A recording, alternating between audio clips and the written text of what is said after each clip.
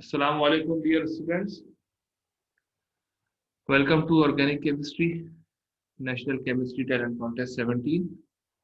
We were discussing about the chemical reactions of alkenes, and we have already discussed the hydrohalogenation reaction and the hydration reaction. ये दो reactions थे जो हमने अब तक पढ़े हैं, ठीक है ना। यानी कार्बन कार्बन डबल बॉन्ड के अक्रॉस H और X का ऐड होना, हेलोजन और हाइड्रोजन का, और कार्बन कार्बन डबल बॉन्ड के अक्रॉस H और OH का ऐड होना। ये दो हमने अब तक रिएक्शन पढ़े, लेकिन इन दो रिएक्शंस को पढ़ते हुए हमने कई सारे कॉन्सेप्ट्स क्लैरिफाई करे और सीखे, ठीक है ना। मार्कोनिकोव स्टेबिलिटी और बहुत सारे इसके अलावा चीजें, rearrangement, carbocation stability, etcetera etcetera. तो वो सारे कॉन्सेप्ट जो है ऑब्वियस बात है कि आगे की रिएक्शन में अप्लाई होते रहेंगे।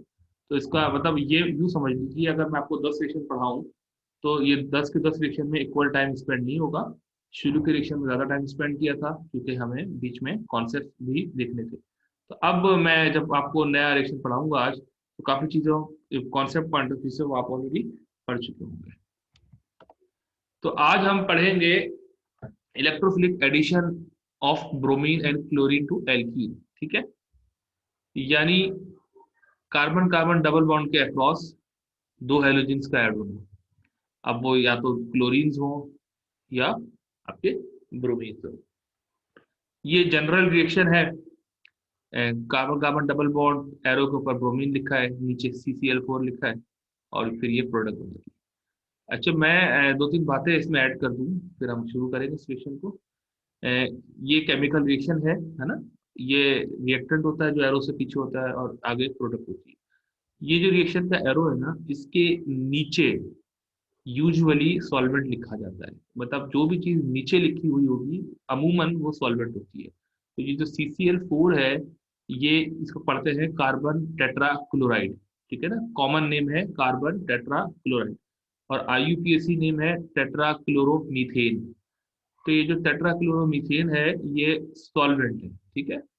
अच्छा, एरो के ऊपर जो चीजें है ना, वो या तो रिएजेंट लिखा जाता है या कैटलिस्ट लिखा जाता है, ठीक है। और नीचे सॉल्वेंट लिखा जाता है। ये कुछ कॉन्वेंशन हैं। तो मतलब मैं इसलिए बता रहा हूँ, अगर आपको कुछ भी नहीं मालूम इस रिएक्शन के बारे में, फिर भी आप एटलीस्ट ये बता देंगे कि सर ये जो CCl4 है ना, ये सॉल्वेंट के तौर पे होगा इस रिएक्शन के अंदर, और ब्रोमीन जो है ये रिएजेंट है या कैटलिस्ट है। मतलब मिसाल दे रहा हूँ अगर आपको कुछ नहीं पता, ठीक है। अच्छा, बैकग्राउंड नॉलेज आपकी है कि एल्कीन जो होता है वो न्यूक्लियोफिलिक होता है अपने पाई इलेक्ट्रॉन क्लाउड की वजह से, और ब्रोमीन मॉलिक्यूल जो होता है वो इलेक्ट्रोफिलिक होता है। और ब्रोमीन मॉलिक्यूल इलेक्ट्रोफिलिक क्यों होता है?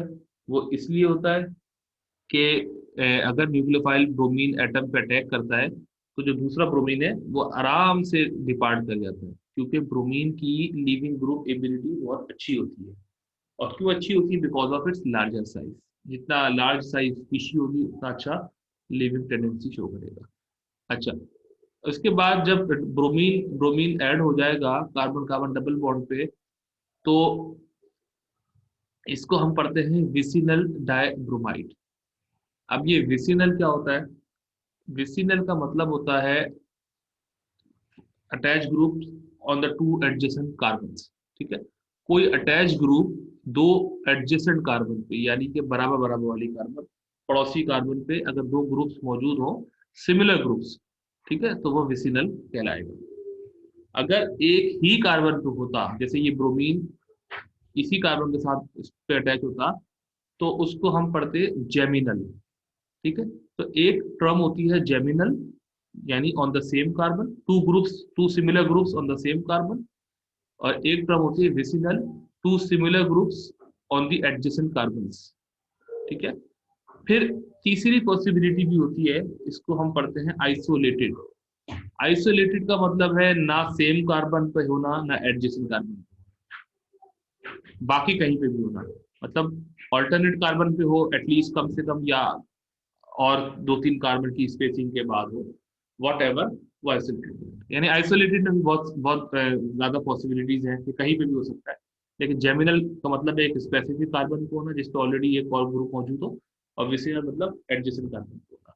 फिर जो बच जाए वो आइसोलेटेड में चला जाता है, ठीक है। अब ये दो ब्रोमीन ऐड ब्रोमीन है तो इसलिए डाइब्रोमाइड कह दिया। ठीक है। अगर ये दो हाइड्रोक्सीज होते OH OH ब्रोमीन के बदले इस वक्त, तो हम इसको पढ़ते vicinal diol, DIOL, vicinal diol. इसी तरह सेम कार्बन पे होते OH OH तो जेमिनल डाइओल कहते। ठीक है। और अगर दूर दराज होते तो फिर हम उसको आइसोलेटेड डायोल कहते हैं। तो ये मैंने आपको नॉमनक्लेचर बताया जेमिनल, विसिनल और आइसोलेटेड का। और ये जरूरी नहीं है कि सिर्फ डाई हेलाइड्स के लिए ही वैलिड है, ये मैंने बता दिया है। दो हाइड्रोक्सिस के लिए भी है, किसी भी चीज के लिए हो सकता है। मोहम्मद याहिया फ्रॉम कोयटा आप पूछते हैं क्या these group your test by addition, ये मैं आपको जवाब देने ही वाला था, चले मैं अभी दे देता हूँ। हाँ, मैं इसी बात पे आ रहा था कि अब ये ब्रोमीन जो है इन्होंने एक ऊपर दिखाया और एक नीचे दिखाया है। ठीक है। अच्छा, ये डेलिबरेट है, जानबूझ के दिखाया है। अब जब हम इसका मैकेनिज्म पढ़ेंगे ना कि किस तरह ये रिएक्शन प्रोसीड होता है, वहां आपको मालूम होगा कि ब्रोमीन का जो एक एटम है, मॉलिक्यूल, ब्रोमीन मॉलिक्यूल में से जो एक ब्रोमीन है वो किसी एक पर्टिकुलर फेज पे आता है, तो जो दूसरा ब्रोमीन है वो अपोजिट फेज पे आता है। यानी दोनों ब्रोमीन जो है वो एंटी ऐड होते हैं। ठीक है ना। एक टर्म होती है सिन, SYN, एक टर्म होती है एंटी। सिन का मतलब है सेम साइड, एंटी मतलब अपोजिट साइड। तो ये जो डायब्रोमिनेशन है, ये एंटी अटैक फॉलो करती है। ठीक है, अडॉप्ट करती है कहना चाहिए। और क्यों करती है वो मैकेनिज्म में समझ में आ जाएगा, लेकिन वैसे आपको कुछ एक आइडिया तो हो रहा होगा। Because of the larger size of bromine, it prefers to remain as far as possible. ठीक है ना। बड़े साइज की वजह से आपस में दो ब्रोमीन दूर रहना पसंद करेंगे ताकि स्टेरिक हिंड्रेंस ना हो। ठीक है। ये मोहम्मद शाजिल मुमताज लिखते हैं, sir trans isomer isomer have zero dipole movement. Not necessarily, depend करते हैं इसकी ज्योमेट्री क्या है। ठीक है। अ, और भी दूसरे ग्रुप्स भी देखने हुए हमें होते हैं, तो खाली एक जुमले पे एक एक जनरलाइजेशन नहीं हम बना सकते। ठीक है। अच्छा, तो लेट्स कंटिन्यू। कुछ एग्जाम्पल्स हैं आपके सामने। देखें, ये साइक्लोहेक्सीन है, ऊपर ब्रोमीन, नीचे यहाँ लिख दिया 5 डिग्री सेल्सियस, -5 डिग्री सेल्सियस। और ये देखिए डायब्रोमिनेशन हो गई है। ठीक है। अब ये जो बॉन्ड्स है ना, ये अजीब किस्म के जो नजर आ रहे हैं, बहुत ज्यादा बोल्ड है और ये डॉटेड है। इसके मायने मैं आपको बता देता हूँ। ये जो बोल्ड है ना, इसका मतलब है अबव द प्लेन। और ये जो डॉटेड है इसका मतलब है बिलो द प्लेन। मतलब ब्रोमीन का ये वाला एटम ऊपर वाला साइक्लोहेक्सेन के अबव द प्लेन ऐड हुआ है। मतलब साइक्लोहेक्सेन आप समझ लें इस स्क्रीन पर जो आपको नजर आ रही है, तो ये बिल्कुल आप जहां बैठे हुए हैं और स्क्रीन देख रहे हैं, समझिए ब्रोमीन इस फेस से आया है। और आपके लैपटॉप या मोबाइल की जो स्क्रीन है उसके उस पार अक्रॉस, वहां से दूसरा ब्रोमीन आया है जो नीचे लिखा हुआ है। तो एक ब्रोमीन ऊपर से आया, एक ब्रोमीन नीचे से आया और आके अटैच हो गया, एंटी अटैक। तो ये स्टीरियो केमिस्ट्री हम पढ़ेंगे, मैंने आपसे बार बार कहा है। वहां पर हम इस बॉन्ड को और मजीद अच्छी तरह देखेंगे। फिलहाल फॉर द टाइम बिंग आप ये समझ लें कि इसका मतलब होता है above the plane and below. इनका नाम ये होता है, जो अबव द प्लेन वाला बॉन्ड है, यानी ये वाला जो बहुत ज्यादा बोल्ड है, इसको कहते हैं वेज्ड बॉन्ड, WEDGED, वेज्ड बॉन्ड। और ये जो बिहाइंड द प्लेन जो शो कर रहा है, इसको कहते हैं हैश्ड बॉन्ड, HASHED। तो हैश्ड बॉन्ड और वेज्ड बॉन्ड। ठीक है। अच्छा, अब ये जो आगे दूसरा मॉलिक्यूल लिखा है वो रिवर्स करके लिख दिया है, यानी वाइस वर्सा। आप समझ गए होंगे ऐसा क्यों हो रहा है, क्योंकि इक्वल पॉसिबिलिटी है ब्रोमीन के अप्रोच करने की। मतलब पहले केस में ब्रोमीन ने ऊपर से एंट्री दी है, ऊपर वाले sp2 कार्बन के लिए, और नीचे वाले sp2 के लिए बिहाइंड द प्लेन एंट्री दी है। यही काम वाइस वर्सा भी हो सकता है। तो इसलिए ये दोनों 50-50 बनेंगे। और चूंकि ये एक पर्टिकुलर स्टीरियो आइसोमर है और ये दूसरा स्टीरियो आइसोमर है जो कि बिल्कुल इसकी अपोजिट कॉन्फ़िगरेशन रखता है। अपोजिट इन सेंस कि जहाँ पे डॉटेड है यानी बिहाइंड है वहाँ अबव है, और जहाँ अबव है वहाँ बिहाइंड है। तो ऐसे दो इनेंशियोमर्स को, मतलब दो स्टीरियो आइसोमर्स को जिनमें अपोजिट कॉन्फ़िगरेशन होती है, उनको हम रेसिमेट कहते हैं। अब मैं आपको पढ़ाऊंगा कि ये स्टीरियो आइसोमर्स क्या होते हैं, इनेंशियोमर्स क्या होते हैं। ठीक है ना, ये स्टीरियो केमिस्ट्री में इसमें आएगा। फिलहाल आप इसको बस इस फैक्ट को एक्सेप्ट कर लें कि हाँ अबव और बिलो सेम टू होगी। ठीक है। और ये anti addition probably that make sense. Chlorination भी इसी तरह होगी। देख सकते हैं आपके सामने, बहुत आसान सी बात है। एक क्लोरीन अबव द प्लेन दिखा दिया, दूसरा क्लोरीन बिलो द प्लेन दिखा दिया। ठीक है, अब ये उन्होंने थोड़ा सा बॉन्ड को रोटेट किया है, ये जो दो कार्बन की बॉन्ड है, वन कार्बन और कार्बन टू, इसको रोटेट किया, और ये जो राइट वाला पोर्शन है, यानी ये वाला जिसको मैं कर्सर से मूव कर रहा हूँ, इसको उन्होंने रोटेट कर दिया है। ठीक है ना, और जब इसको रोटेट किया तो आप, यानी इसको किस तरह रोटेट किया, एंटी क्लॉकवाइज रोटेट किया है। तो ये जो क्लोरीन पीछे की तरफ है, कार्बन टू पे जो है, ये आगे आ गया, ये रहा।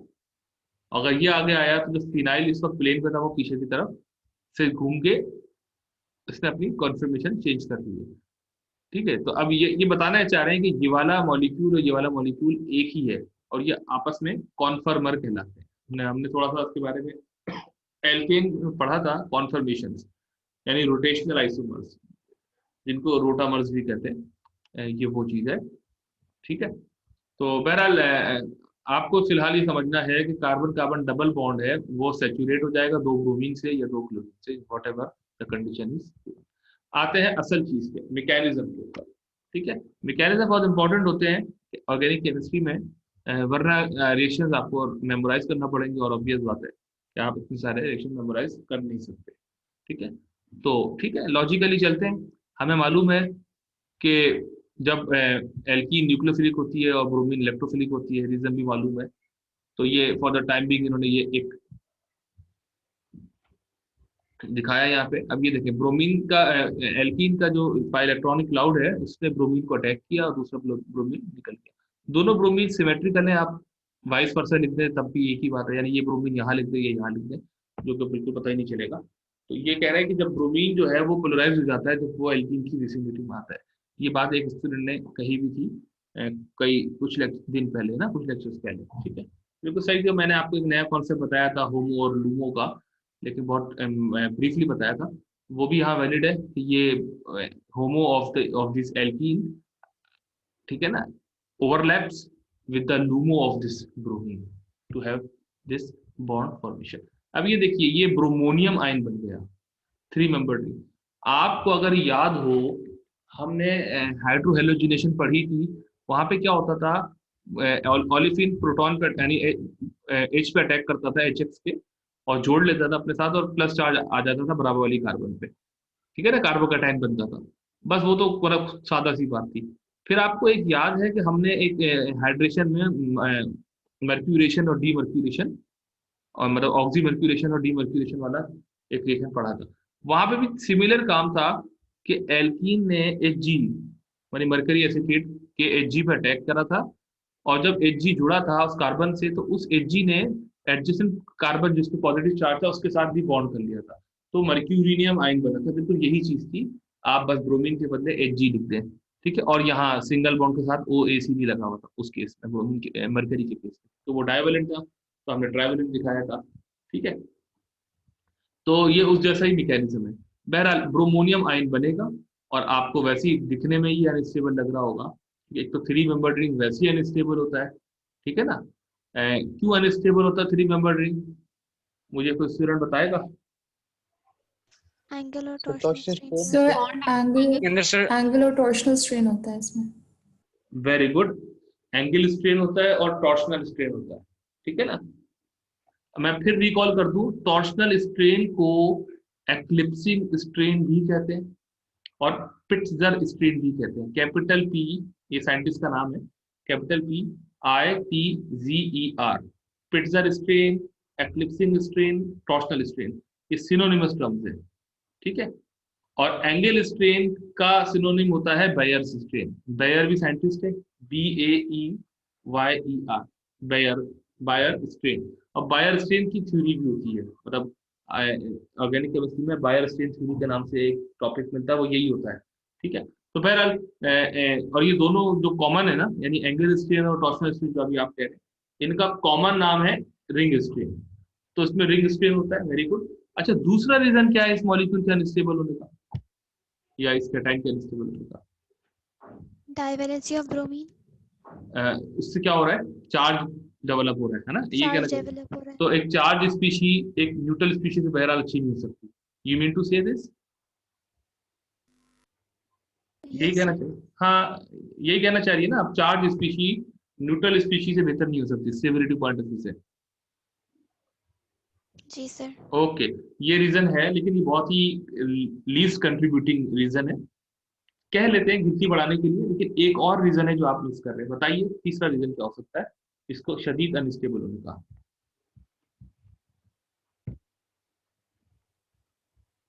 सर बोलिए बोलिए। स्टीरिक इफेक्ट हो सकता है सर। बिल्कुल हो सकता है, थोड़ा सा एलिब्रेट करें और तफसील में जाए।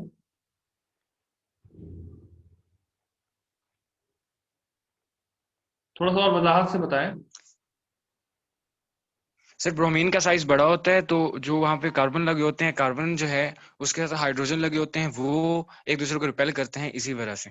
अच्छा, आपकी आधी बात सही है, लेकिन आधी बात, यहाँ पे हाइड्रोजन नहीं है कोई भी, ये तो मिथाइल्स लगे हुए दो, दोनों कार्बन पे। लेकिन ठीक है चले, ब्रोमीन का साइज चूंकि बड़ा बड़ा होता है, और इतने छोटे से 3 मेंबर्ड रिंग के अंदर आपने एक इतना बड़ा सा एटम जबरदस्ती फिट करने की कोशिश की है, तो ये स्ट्रेंड ही रहेगा स्टेरिकली भी और इलेक्ट्रॉनिकली भी।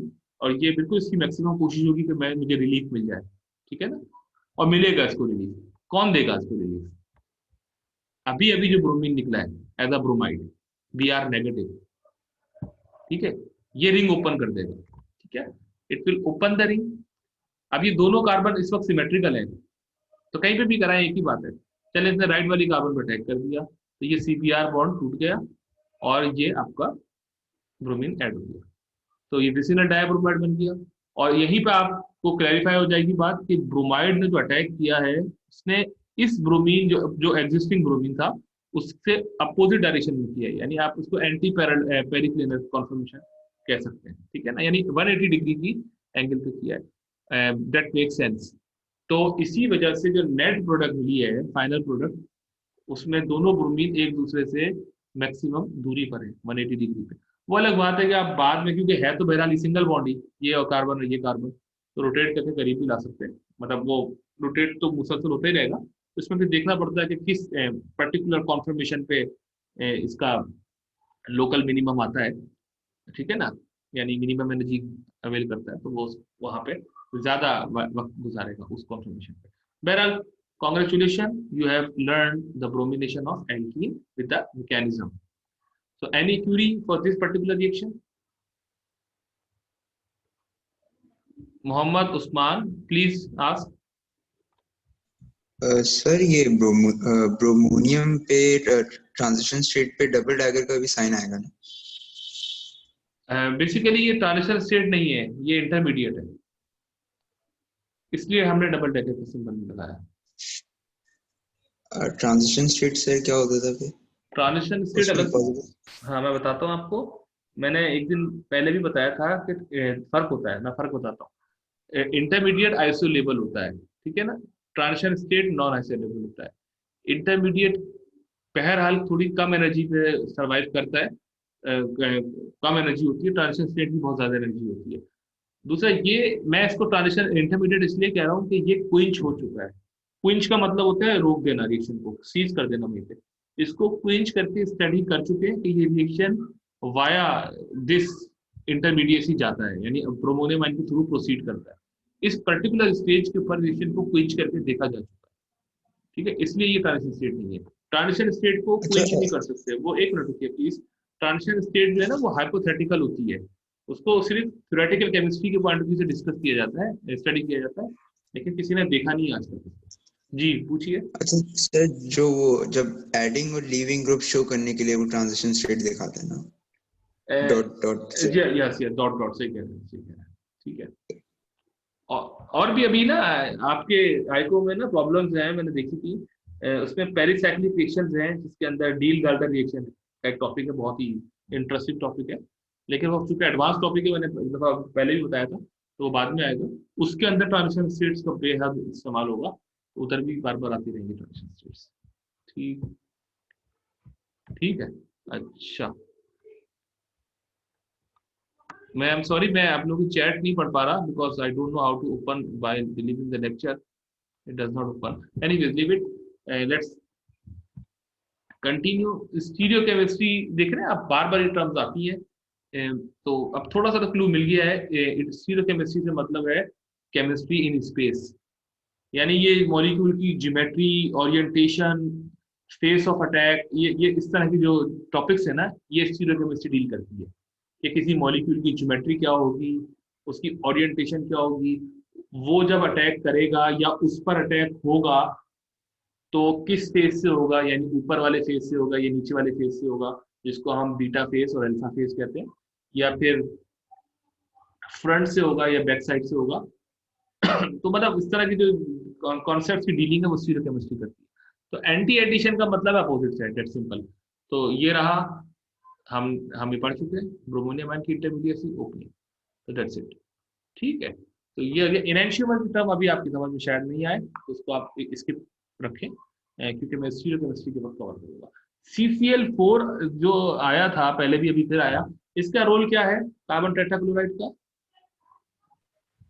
सॉल्वेंट। सॉल्वेंट है। अच्छा, अब सॉल्वेंट ना, मैं आपको अलग से बताऊं, सॉल्वेंट भी आपने पढ़ा होगा कि 3 टाइप्स के होते हैं। एक तो होता है नॉन पोलर, ठीक है, जैसे कि ये वाला है कार्बन टेट्राक्लोराइड, नॉन पोलर, क्योंकि 4 क्लोरीन है इस कार्बन के साथ, सारे इफेक्ट नलीफाई हो गए, ठीक है। अच्छा, एक होता है पोलर। पोलर का मतलब है उसमें डाइपोल मूवमेंट आ रहा है, तो उसके उनके बॉन्ड्स में तो ओवरऑल उस मॉलिक्यूल में पोलैरिटी आ रही होती है। अब पोलर में भी 2 होते हैं, पोलर प्रोटिक, पोलर एप्रोटिक। यानी ऐसा पोलर जिसके अंदर एसिडिक हाइड्रोजन मौजूद हो तो उसको पोलर प्रोटिक कहते हैं, जैसे कि वाटर सबसे ज्यादा फेमस, H2O, और एल्कोहल। एल्कोहल में सारी एल्कोहल तो जाहिर सी बात है सॉल्वेंट के तौर पर इस्तेमाल नहीं करते, लेकिन जो शुरू की 2-4 एल्कोहल होती है हम वही इस्तेमाल करते हैं, यानी मीथेनॉल, इथेनॉल, प्रोपेनॉल और ब्यूटेनॉल। ठीक है ना, ये हम सॉल्वेंट के तौर पर यूज करते हैं लैब में, और इनमें से भी सबसे ज्यादा इथेनॉल करते हैं, और आपको वजह पता है इथेनॉल सबसे ज्यादा इस्तेमाल करने की, ठीक है ना, और फिर मिथेनॉल यूज करते हैं।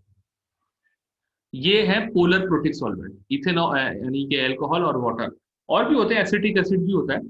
और पोलर एप्रोटिक सॉल्वेंट, यानी पोलर भी हो लेकिन एसिडिक हाइड्रोजन ना हो, ये तीसरी टाइप है।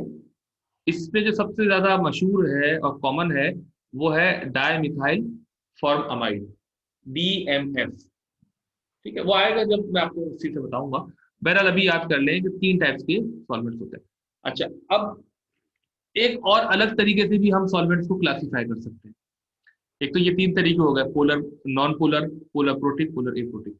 एक और तरीका है क्लासिफाई करने का, और वो बड़ा सादा सा है, वो आपको ज्यादा आसानी से समझ में आएगा। न्यूक्लियोफिलिक सॉल्वेंट और नॉन न्यूक्लियोफिलिक सॉल्वेंट, यानी ऐसा सॉल्वेंट जो न्यूक्लियोफाइल के तौर पर भी सर्व कर सकता हो तो वो न्यूक्लियोफिलिक कहलाएगा, और जो नहीं कर सकता हो नहीं, वो नॉन न्यूक्लियोफिलिक कहलाएगा। तो CCl4 न्यूक्लियोफिलिक सॉल्वेंट नहीं है, नॉन न्यूक्लियोफिलिक सॉल्वेंट है, यानी ये खुद इटसेल्फ इंटरेक्टिंग नहीं है, ये कोई अटैक नहीं कर सकता। जबकि वाटर, उसमें चूंकि लोन पेयर होता है ऑक्सीजन में, और अल्कोहल उसमें भी ऑक्सीजन में लोन पेयर होता है, वो अटैक करते हैं। ठीक है, अच्छा, और वो भी आपके हैं, यहाँ पे आप एक 2-3 क्यूरी आपकी आ सकती हैं कि सर CCl4 में भी तो क्लोरीन पे लोन पेयर होता है, और एक नहीं 3 होते हैं, और 4 क्लोरीन है तो फिर 12 लोन पेयर है। मतलब वो 12 लोन पेयर मिलकर अटैक नहीं कर रहे, और आप वाटर के जो 2 लोन पेयर हैं ऑक्सीजन पे, वो आप उस अटैक कर। तो मैं बता दूं जी कि सर। हाँ हाँ, मुझे मालूम था आप ये सोच सकते हैं मेरी बात जो मैंने आपसे कही, इसका जवाब मैं आपको दे दूं कि एक तो पहली बात यह है कि क्लोरीन इतना अच्छा न्यूक्लियोफाइल नहीं होता, chloride is not a good nucleophile, ठीक है ना। अच्छा, वाटर का तो मुकाबला ही नहीं है, वाटर तो अच्छा न्यूक्लियोफाइल होता है, क्योंकि ऑक्सीजन जो है वो अच्छा न्यूक्लियोफाइल होता है, बल्कि बहुत अच्छा न्यूक्लियोफाइल होता है, अच्छा भी नहीं बहुत अच्छा होता है। ठीक है, तो CCl4 एज अ न्यूक्लियोफाइल सर्व नहीं करता कभी, तो ये इसको हम इनर्ट सॉल्वेंट के तौर पे लेते हैं। जो नॉन न्यूक्लियोफिलिक होता है उसको इनर्ट भी कहते हैं। ठीक है, अब इसमें खैर ये मैं बिल्कुल स्ट्रिक्ट नहीं कहना चाह रहा, क्योंकि जैसा डाइमिथाइल फॉर्माइड है वो इनर्ट तो नहीं होता, लेकिन वो भी ऐसा कोई खास न्यूक्लियोफिलिक सॉल्वेंट भी नहीं होता। तो बहरहाल ये कोई इतनी स्ट्रिक्ट क्लासिफिकेशन नहीं है कि मतलब आप रट लेंगे भाई एक न्यूक्लियोफिलिक नॉन न्यूक्लियोफिलिक, ये कॉन्सेप्ट आप खुद आहिस्ता से पिक करेंगे। ये सारी इतनी सारी जो मैं बात बता रहा हूँ गुज़िश्ता 10 मिनट में मैंने जो आपसे बातें की, इसका मकसद है, ये इसका मकसद है ये मुजम्मिल अली फ्रॉम कोहोटा लिख रहे हैं why are some side dark. अच्छा, ये आप कहना चाह रहे हैं मुजम्मिल अली, ये जो ये आ रही है बॉन्ड्स में ना, ऐसी है?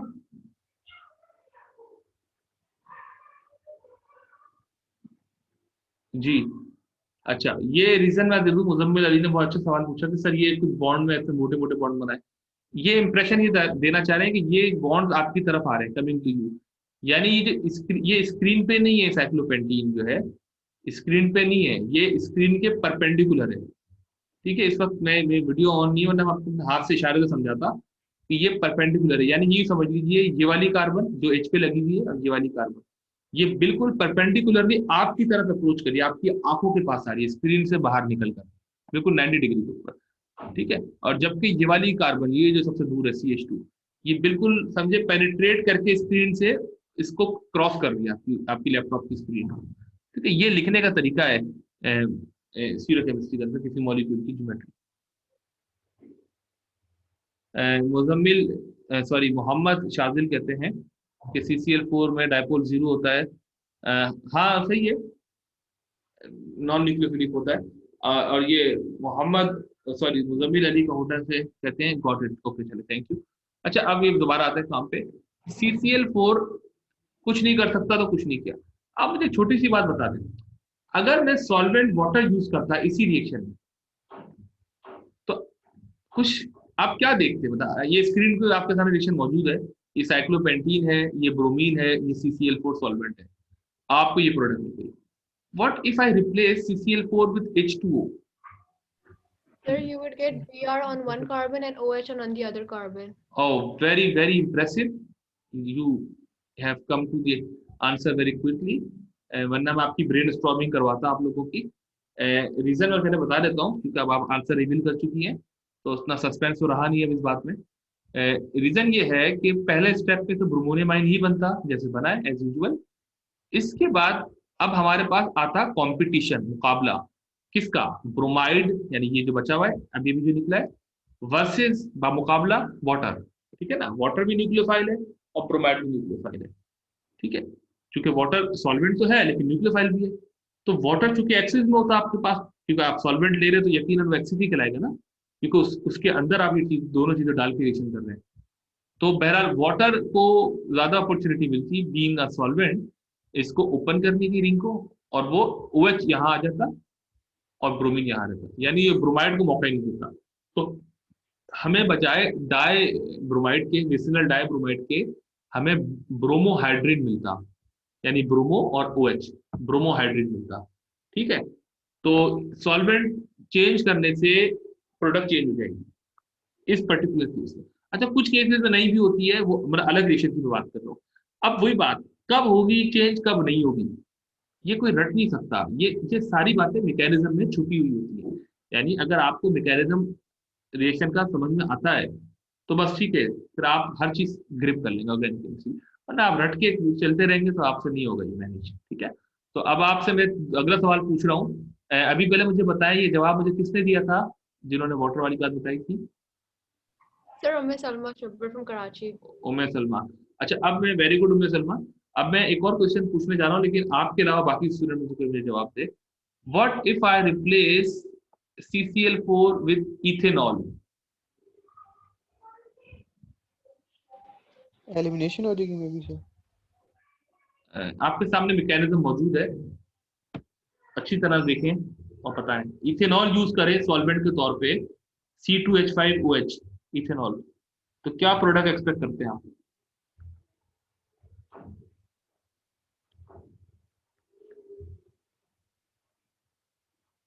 जी स्टूडेंट्स,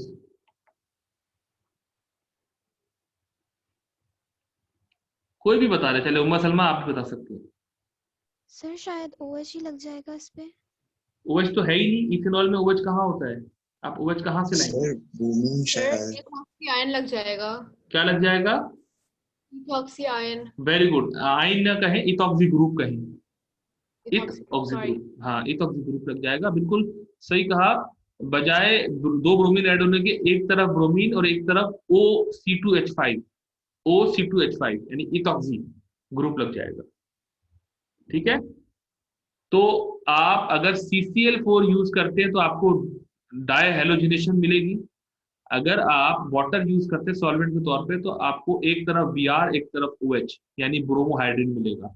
अगर आप इथेनॉल यूज करते हैं तो आपको एक तरफ ब्रोमीन एक तरफ OC2H5 यानी इथॉक्सी मिलेगा। अगर आप मिथेनॉल यूज करते हैं तो क्या मिलेगा? मिथॉक्सी मिलेगा। कितना आसान है ना? और ये वाली वो स्टेज होगी जिस तरह यहाँ ब्रोमाइड अटैक करके रिंग ओपन कर रहा है, फिर मिथेनॉल अटैक करके रिंग ओपन कर रहा होगा, या इथेनॉल अटैक करके रिंग ओपन कर रहा होगा, या वाटर अटैक करके रिंग ओपन कर रहा होगा। तो अब तक देखिए कितना अच्छा चल रहा है। जी पूछिए। सर इथेनॉल बल्कि नहीं है? नहीं ब्रोमीन से? नहीं नहीं नहीं, इतना बल्कि नहीं है, तो इतना बल्कि नहीं है, क्योंकि इथेनॉल में तो ओ अटैक करेगा ना। ओ के पीछे C है और C के साथ 2 H है, फिर पीछे C है, फिर C के साथ 3 H है, तो अटैक O कर रहा है। और अव्वल तो इतना बल्कि वैसे भी नहीं है, तो इथॉक्सी तो लगते ही है ग्रुप पे। आखिरी सवाल इसी मैकेनिज्म में देखिए, मैं ये एक रिएक्शन नहीं है, ये बेसिकली हम 4 रिएक्शन पढ़ रहे हैं इसके अंदर। अगर हमने एसिटिक एसिड यूज किया यहाँ पे तो क्या होगा? एसिटिक एसिड का फॉर्मूला बता देता हूँ, CH3 कार्बोनाइल यानी C डबल बॉन्ड O और आगे OH होता है। सर OH और H लगता। सर CH3COO और Br लगता। Very good. नहीं सर यही नहीं यही नहीं लगता सर। नहीं, एक फीमेल स्टूडेंट, क्या नाम है आपका? आयशा जुनैद फ्रॉम कराची। आयशा जुनैद ने सही आंसर दिया है कि CH3 C double bond O और O लगता है, यानी एसिटिक एसिड का H हट जाता और बाकी चीज लग जाती। उसको कहते हैं एसिटेट, एसिटेट आयन कहते हैं। एसिटिक एसिड में से H निकाल दे तो एसिटेट आयन कहते हैं, और IUPAC में इथेनोइड आयन कहते हैं। इथेनोइक एसिड उसका नेम होता है। तो इथेनोइड ग्रुप लगता है, जिसको हम आसान लफ्जों में कहते हैं acid oxy group. Acid oxy CH3 carbonyl और ऑक्सीजन, वो ग्रुप आके लगता। ठीक है, तो देखें आपको बिल्कुल भी रटना नहीं है, आपको कॉन्सेप्ट समझना है कि डबल बॉन्ड जब ब्रोमीन पर अटैक करता है तो ब्रोमोनियम आयन बनता है फॉर द टाइम बीइंग।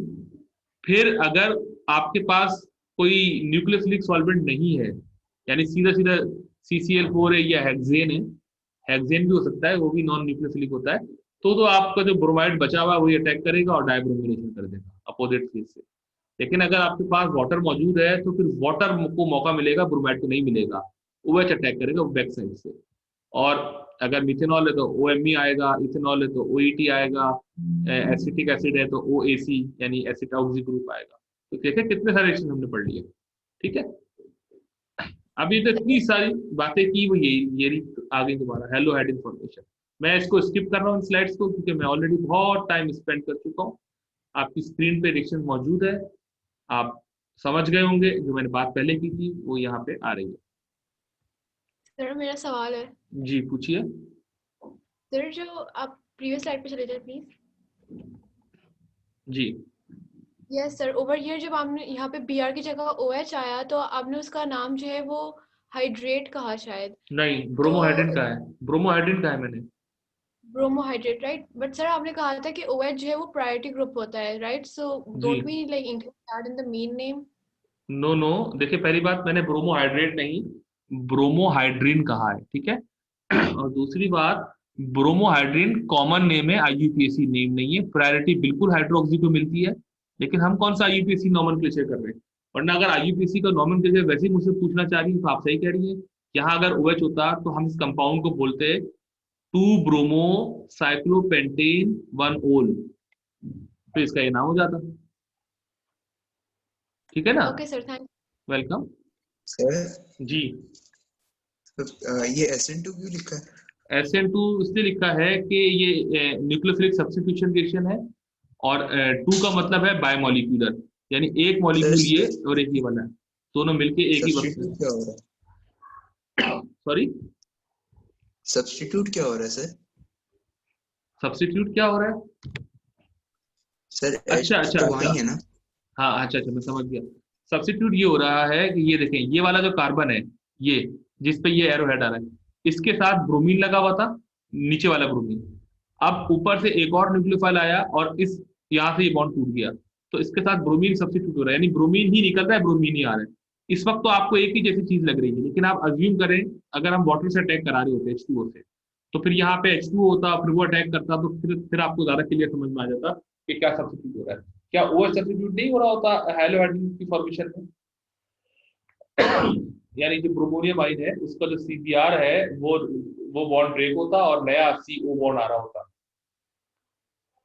तो इसलिए तो एसिड रिएक्शन जाएंगे। Satisfied? Okay sir, thank you. Good. अच्छा, अब आते हैं इस रिएक्शन पे जो हमने ये बात कर ली थी। यहाँ थोड़ी सी एक इजाफी चीज बतानी होगी, ये मार्कोनी-कोह रूल वाली, यहाँ पे मैं बताऊंगा आपको। पहले तो वही मैकेनिज्म है, ब्रोमोनियम आयन बन जाएगा, ठीक है ना। अब यहाँ पे ये जो वाटर है वो अटैक तो करेगा, लेकिन देखिए अब तक हमने सिमेट्रिकल एल्कीन्स पढ़ी थी, तो कोई मसला नहीं था कि किस साइड पे जा रहा है, लेफ्ट वाली कार्बन पे, राइट पे। लेकिन यहाँ पे वाटर जो है वो इस कार्बन पे अटैक करेगा, मिथाइल वाली कार्बन पे, ठीक है, और ये बॉन्ड बने, ये मॉलिक्यूल मिलेगा, यानी इसका वाइस वर्सा नहीं मिलेगा हमें, ठीक है। यहाँ पे अलग है, अगर मैं OH इधर लिख दूं और ब्रोमीन इधर लिख दूं तो वो एक अलग मॉलिक्यूल होगा, ये अलग मॉलिक्यूल होगा। कोई इस बात को मुझे जवाब दे सकता है कि यहाँ पे इतनी सिलेक्टिविटी क्यों आ रही है? सर इलेक्ट्रोफाइल वहाँ पे अटैक करेगा ना जहाँ पे हाइड्रोजन ज्यादा होंगे, यानी कि नहीं, वो तो एक मिनट रुकिए, वो तो एल्कीन के केस में होता था, वो तो एल्कीन अटैक करता था जब किसी ऐसे इलेक्ट्रोफाइल पे जहाँ पे, वो तो अलग चीज थी। इसका नहीं, मैं जवाब दे देता हूँ, चलो थोड़ा इसको, ये देख रहे हैं, पहले ये बना, फिर इन्होंने इसको डिस्टॉर्ट करके ऐसा बना दिया थोड़ा, यानी यहाँ से बॉन्ड लेंथ को लंबा कर दिया। इसका रीजन है बेसिकली इन दोनों कार्बन्स में ना, ये वाली कार्बन जो है, ये लेफ्ट वाली जिस पर अटैक हुआ है, ये टर्शियरी कार्बन सेंटर है, और ये वाला सेकेंडरी कार्बन सेंटर है। ऐसी है ना, टर्शियरी कार्बन सेंटर और सेकेंडरी कार्बन सेंटर। अब आपको पता है टर्शियरी क्या होता है, सेकेंडरी क्या होता है। तो टर्शियरी कार्बन सेंटर और है इलेक्ट्रोफिलिक, क्योंकि न्यूक्लियोफाइल आ रहा है तो ये खुद इलेक्ट्रोफाइल हुए। तो आप मुझे बताइए कि टर्शियरी कार्बन सेंटर बेहतर इलेक्ट्रोफिलिक होगा या सेकेंडरी कार्बन सेंटर बेहतर इलेक्ट्रोफिलिक होगा? इलेक्ट्रोफिलिक से मतलब है, हाँ टर्शियरी, इलेक्ट्रोफिलिक का मतलब है टर्शियरी होगा। एग्जैक्टली, क्योंकि positive charge for the time being कौन अच्छा बेयर करेगा? ये वाली कार्बन अच्छा बेयर करेगी, लेफ्ट वाली या राइट वाली? Positive charge for the time being, वक्ती तौर पर लेफ्ट वाली। सर लेफ्ट वाली। Very good. क्यों? क्योंकि because of higher number of electron donating groups. Got it? Yes sir. तो इसको जी ना, सर। हाँ, अब मैं इसको, ये आप कौन सा समझ गए? किसी को नहीं समझ में आया तो मुझसे पूछ ले, I welcome to answer again. No. अच्छा, अब मैं आपको एक नई बात बता दूं, इस चीज का एक नाम होता है। यहां देखें, आपने इसको SN2 कहा था, है ना? ये SN2 है, बिल्कुल है। इसको क्या करना चाहिए? SN2 इस अटैक को, वाटर ने जो अटैक किया और ये बना आखिरी स्टेप पे। SN1 नहीं होगा सर? अब वेरी गुड कि आप इसको SN1 समझ रहे हैं, लेकिन SN1 नहीं है। SN1 ट्रूली उस वक्त होता जब ये बॉन्ड होता ही नहीं, यानी ये बॉन्ड नहीं होता और यहाँ पे बाकायदा प्लस चार्ज मौजूद होता, यानी फुल कैटाइन, कार्बोकैटाइन, और फिर वाटर इस पे अटैक करता। तो ये SN1 की कैटेगरी में भी नहीं आएगा और SN2 में भी नहीं आएगा। सर जी, सर एक दफा फिर से एक्सप्लेन कर देंगे कि हम इसे SN1 क्यों नहीं बुला सकते? SN1 इसलिए नहीं कह रहे कि अगर SN1 आप कहेंगे ना तो आपको पहले यहाँ पे फुल एक पॉजिटिव चार्ज दिखाना पड़ जाएगा, जैसे दिखाते हैं SN1 के अंदर। यानी आप ये अच्छा कहेंगे, हाँ ठीक है। ठीक है ना, ठीक है और फिर वाटर अटैक करेगा। तो ये SN1 नहीं है, लेकिन SN2 भी नहीं है, तो ये कुछ बीच का है SN1 और SN2 के, ठीक है। नहीं, एलिमिनेशन तो नहीं है ये, तो पता नहीं किसी ने लिखा चैट में। तो ये क्या इसको SN1.5 के लें? SN1.5, 1 और 2 के बीच का? No sir, because that depends on the number of interacting with very the good, space. हाँ एग्जैक्टली। तो दैट्स बिकॉज़ डेढ़ तो कुछ चीज नहीं बनेगी। एक्चुअल में इसको कहते हैं, ये है SN2 ही, पता है, क्योंकि SN1 तो नहीं है ना, कैटाइन तो नहीं नजर आ रहा आपको, तो इसलिए SN1 नहीं है, तो SN2 ही बच गया। अब ये SN2 भी ट्रूली नहीं है, इसको कहते हैं loose SN2, LOOSE, loose SN2, यानी हल्का फुल्का सा SN2, यानी कोई इनफॉर्मली सा SN2 है, इसको लूज SN2 कहते हैं। ठीक है, तो ये भी एक टर्म होती है ऑर्गेनिक केमिस्ट्री में, लेकिन ये हर बुक में नहीं मिलेगी आपको। कुछ बुक्स में वाले लिखते हैं इसको, जो अच्छे राइटर्स होते हैं, वरना लोग नहीं लिखते ज्यादातर इसको।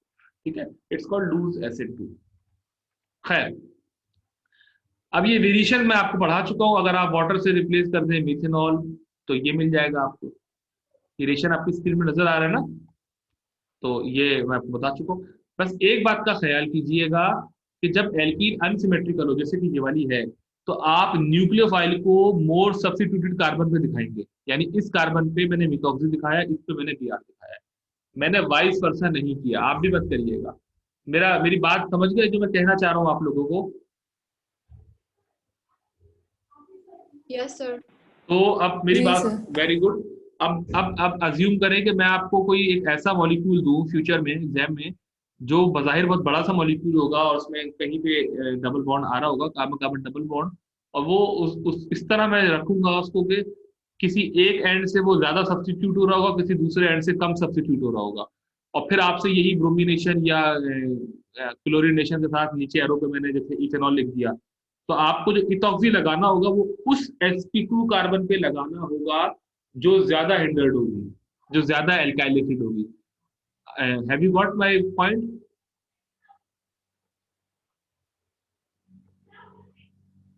से yes if you have Yes, got. yes, sir. Go, okay, be interactive. ठीक है, थैंक यू। अच्छा, इपॉक्सीडेशन एक नया रिएक्शन है, ये देखते हैं। इपॉक्सीडेशन का मतलब होता है इपॉक्साइड फॉर्मेशन। इपॉक्साइड कहते हैं कार्बन कार्बन ऑक्सीजन जो रिंग होता है, यानी 3 मेंबर्ड ऑक्सीजन कंटेनिंग रिंग। ठीक है, इपॉक्साइड। इपॉक्साइड कॉमन नेम है, इसका जो स्टैंडर्ड IUPAC नेम है इपॉक्साइड का, वो होता है, कोई बताएगा मुझे? किसी को याद है?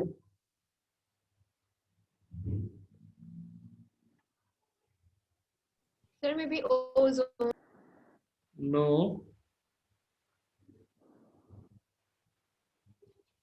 ईथर राइट लग रहा है। ना ना ना, साइक्लोईथर। साइक्लिक ईथर कहते हैं, लेकिन साइक्लिक ईथर तो भी कॉमन नेम ही है। साइक्लिक ईथर तो एक जनरल नेम है, कॉमन है।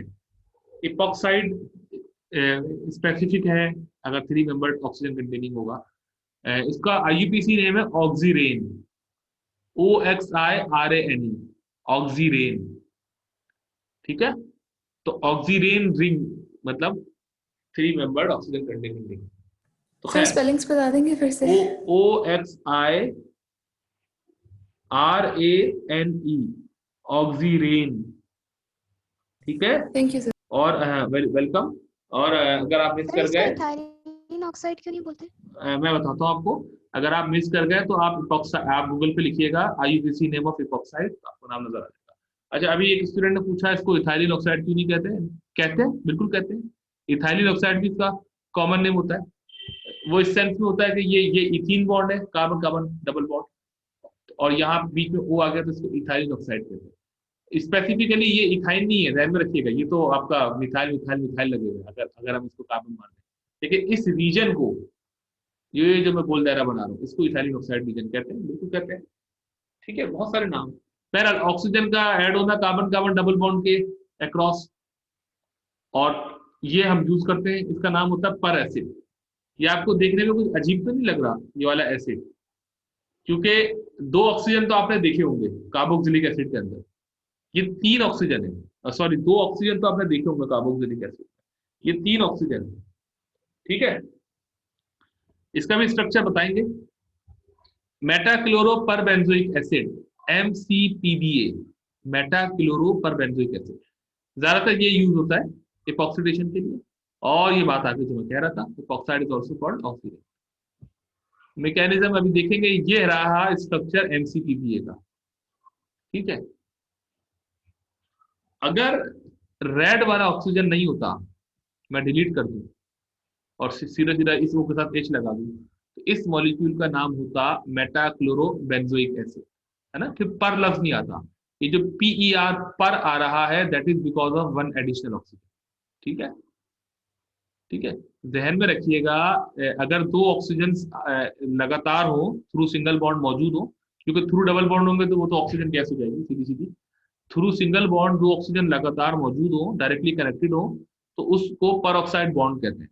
ये आपने थोड़ा सा रेडिकल केमिस्ट्री में पढ़ा है, अगर आपको याद हो, हाइड्रोजन परऑक्साइड होता था H2O2, और सॉरी वो डाई अल्काइल परऑक्साइड होता था ROR,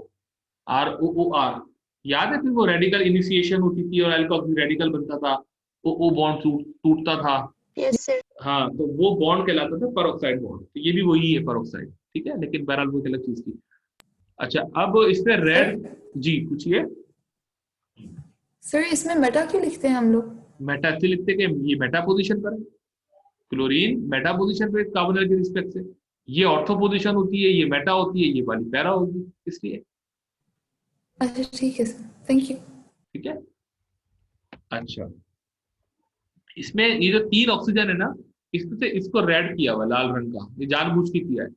बताना ये चाह रहे हैं कि जब हम एल्कीन को MCPBA से ट्रीट करते हैं तो ये लाल वाली ऑक्सीजन है वो जो जुड़ती है, जो इपॉक्साइड बनाती है, ये वाली नहीं बनाती है, ये कार्बोनाइल वाली ना, ये वाली ऑक्सीजन बनाती है, ये लाल वाली बनाती है। इसमें ऐसी क्या खास बात है जो बाकियों में नहीं है? क्या ख्याल है, कोई कोई है क्लू दिमाग में?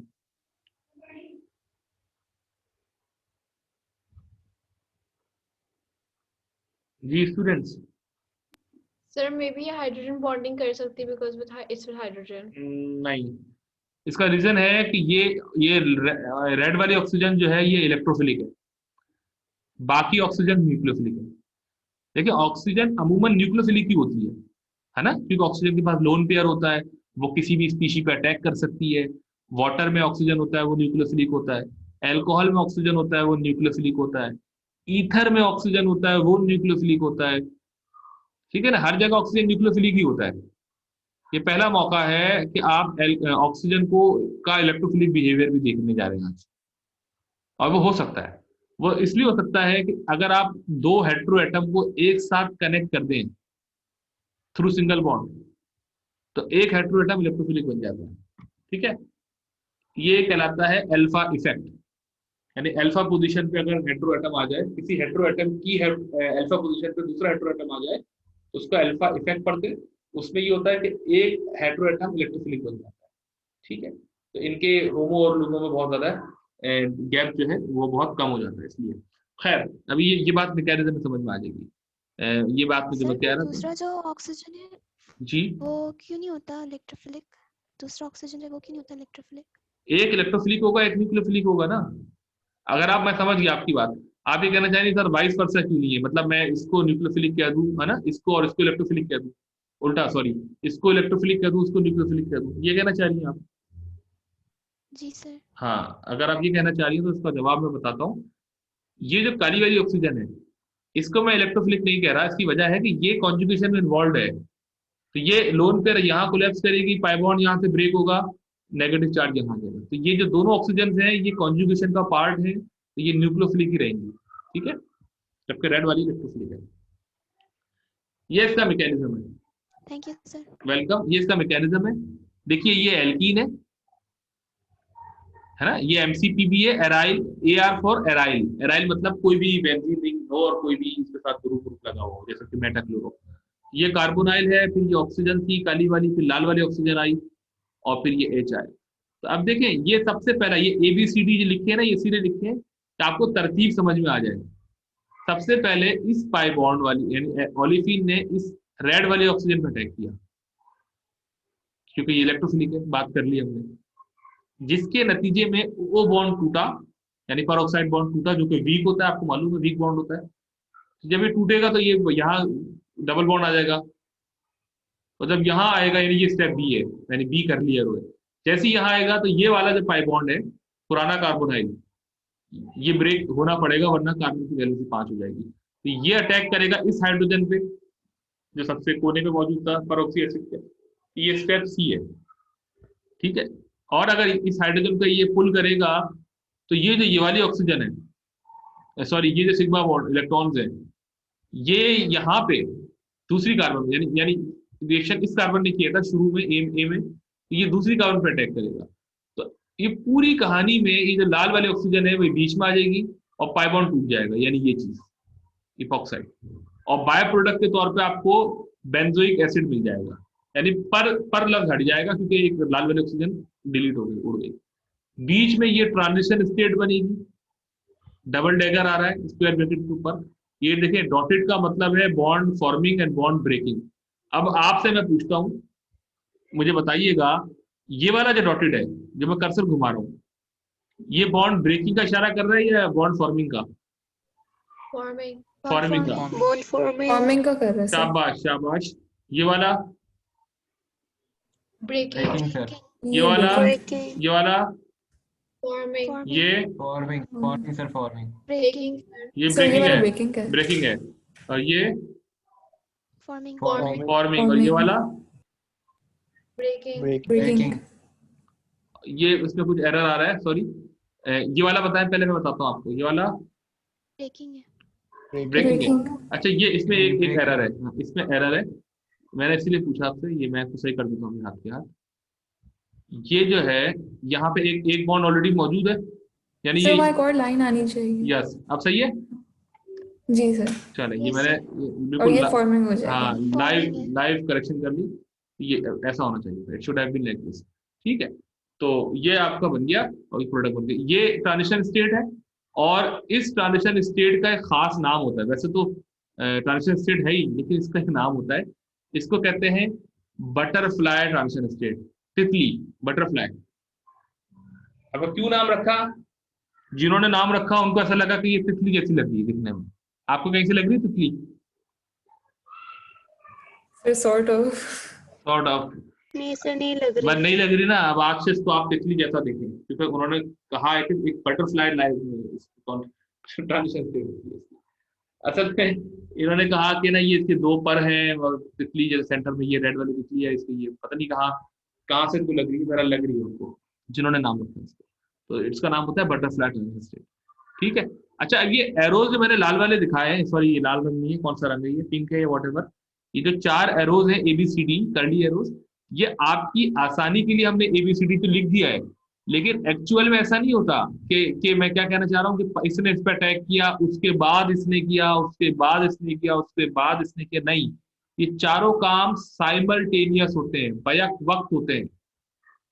ठीक है, यही वजह है कि हमने डायरेक्ट दिखा दिया, मतलब इस तरह नहीं दिखाया कि यूं जैसा हम पहले मैकेनिज्म दिखाते थे। अगर आपको याद हो एल्कीन की हाइड्रोक्लोरिनेशन या और भी थे, आपको याद हो मैं दिखाता था पाई बॉन्ड का पहले मैं अटैक दिखाता था, फिर कार्बोकैटायन बनता था, फिर न्यूक्लियोफाइल अटैक करता था। मतलब हर चीज को हम स्टेप वाइज दिखाया करते थे जानबूझ के, क्योंकि वो होती थी स्टेप वाइज। ये साइमल्टेनियस है, इसमें ट्रांजिशन स्टेट बनी है, इस रिएक्शन में कोई इंटरमीडिएट बना ही नहीं है। ठीक है, ये डायरेक्ट यहाँ आप पहुंच गए। तो इस मैकेनिज्म को ना हम पोलर मैकेनिज्म की कैटेगरी में नहीं डालेंगे। पोलर मैकेनिज्म का मतलब होता है ऐसा मैकेनिज्म जिसके अंदर बीच में कोई इंटरमीडिएट बने और वो चार्ज इंटरमीडिएट हो, मतलब कैटायनिक इंटरमीडिएट हो या एनायनिक इंटरमीडिएट हो, उसको हम पोलर मैकेनिज्म कहते हैं। ये पोलर मैकेनिज्म नहीं है, इसका नाम होता है पेरिसाइक्लिक रिएक्शन। ये रिएक्शन कैटेगरी में आता है पेरिसाइक्लिक रिएक्शन। पेरिसाइक्लिक रिएक्शन का मतलब होता है no reaction formation of product without the intermediacy of any sort of. ठीक है, किसी भी इंटरमीडिएसी के बगैर वन गो में रिएक्शन होता है, एक मतलब क्लिक करते ही वन गो में रिएक्शन होता है, कोई इंटरमीडिएट नहीं बनता और सारे स्टेप साइमल्टेनियस होते हैं, बैक वक्त होते हैं। वो तो बस मैंने ABCD सिर्फ आपको दिखाने के लिए लिख दिया, लेकिन ये ABCD भी नहीं लिखी जाती इसीलिए। ठीक है, तो ये कैटेगरी अलग है। ठीक है। अच्छा, अब पहले थोड़ा सा कार्बीन के बारे में बताऊं क्या होता है, फिर हम बताएंगे कि ये इसका काम क्या है, हम मतलब क्यों पढ़ रहे हैं इसको। सबसे पहले तो ये कंपाउंड होता है डायएज़ोमीथेन। ठीक है, इसका नाम है डायएज़ोमीथेन। अच्छा,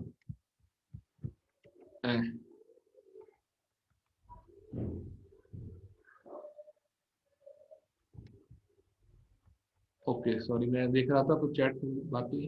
ठीक है, तो डायज़ोमीथेन जो है, इसमें से नाइट्रोजन गैस स्केप कर गई, थोड़ा सा आपने इसको हीट दिया या सनलाइट दी, ये N2 गैस निकल गई और ये आपको कंपाउंड मिल गया। इस कंपाउंड का नाम है कार्बीन। ठीक है, इस कंपाउंड का नाम, ये मेरा माइनस चार्ज गलत है, सॉरी, मैं इसको अभी करेक्शन कर लेता हूँ। ये negative charge is wrong, it's not to be written like this. ठीक है, अब सही है, अब ये सही है। अच्छा, माइनस साइन नहीं होगा क्योंकि कार्बीन एक न्यूट्रल स्पीशी होती है।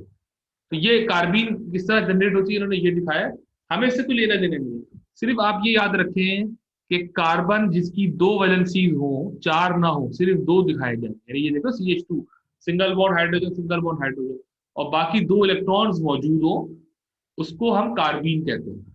और कार्बीन की निशानी ये है कि कार्बीन न्यूट्रल होती है, यानी कोई आयनिक नहीं होती है, और ये इंतहाई इंतहाई इंतहाई रिएक्टिव होती है, क्योंकि जाहिर सी बात है ये इसकी बॉन्डिंग पूरी नहीं है, तो ये सर्वाइव ही नहीं करती है, ये फौरन इसको जो मिलता है उसके साथ रिएक्शन कर जाती है। अच्छा, अब आप सोच रहे होंगे सर अगर इतनी शदीद रिएक्टिव है तो ये बनी ही क्यों है? मतलब ये मॉलिक्यूल डायज़ोमीथेन ही रहना चाहिए अगर आप कह रहे हैं कि ये इंतहाई रिएक्टिव होती है। तो इसका कोई जवाब दे सकता है मुझे स्टूडेंट? सर ये रेडिकल मैकेनिज्म है, जिस तरह हम हीट प्रोवाइड करते थे यूवी रेज में, इस तरह इसको प्रोवाइड करते हैं सर हीट एनर्जी। इसका रीजन आपने मेरे ख्याल से 5% ही सही बोला आपने। बहरहाल चले, वेरी गुड, आपने अटेम्प्ट तो करी एटलीस्ट जस्टिफाई करने की।